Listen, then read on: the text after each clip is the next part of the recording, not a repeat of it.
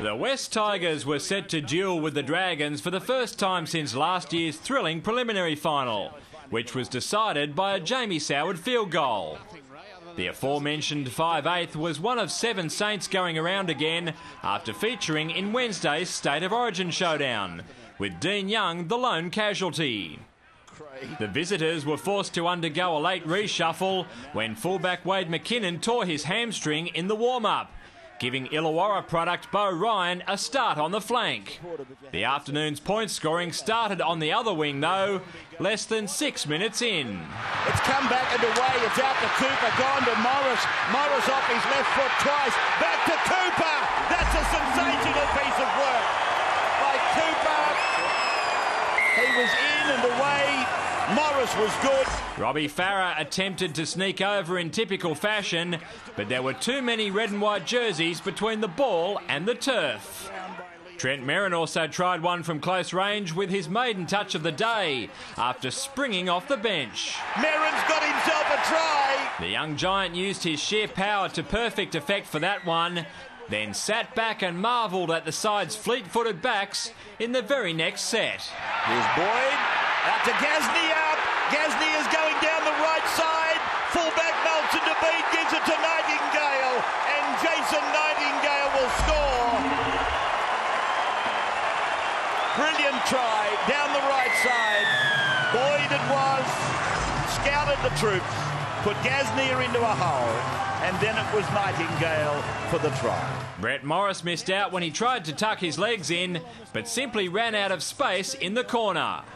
Wests were off the hook momentarily, and Farah took advantage with a rare incision through the Premier's midfield. But there's nobody with him.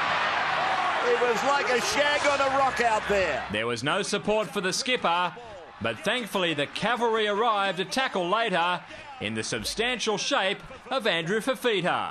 He's a good man to give the ball to, that close to the line, Fafita. He's a very athletic young man for such a big man. However, no sooner had the Tigers clawed their way back into the contest when St George Illawarra conjured up a Cogra special, casting aside their conservative reputation 90 seconds shy of half-time. Marshall's running a straight line to keep him out as wide as he can, but Cooper broke into the open field, and then Morris was there. Morris pulled up lame from that scorching effort and failed to return after the break, where the Dragons enjoyed a handy 14-point lead.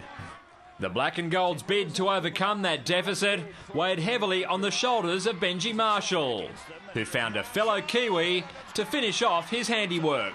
Step, step, step, and into the end goal, puts it down one-handed, and it's a try for Utah. Yeah. Once again, it required something out of the ordinary to take the wind out of West's sails. No kick through the hands. Gasnier, Gasnier, no! I don't know. He thinks he's got it down. The crowd in the corner think he got it down. Carrying players, don't worry about the corner post. He's scored all right. What an effort. Soward's lethal left boot may have made the difference in the 2010 Grand Final qualifier, but the radar wasn't quite so sharp on this occasion. A modest conversion rate of 2 from 5 left the Tigers in contention, and they were at their tenacious best with a late surge. It's a try for Timmy Moulton off the kick of Robbie Farah. All of a sudden, Tim Sheen's team found themselves within a converted try and came oh so close to taking what had long been a lopsided match into Golden Point extra time. Marshall's after it. Boyd couldn't get it. The ball's on the ground. It's with the Dragons. Here. And it's a forced ball. It's line dropout.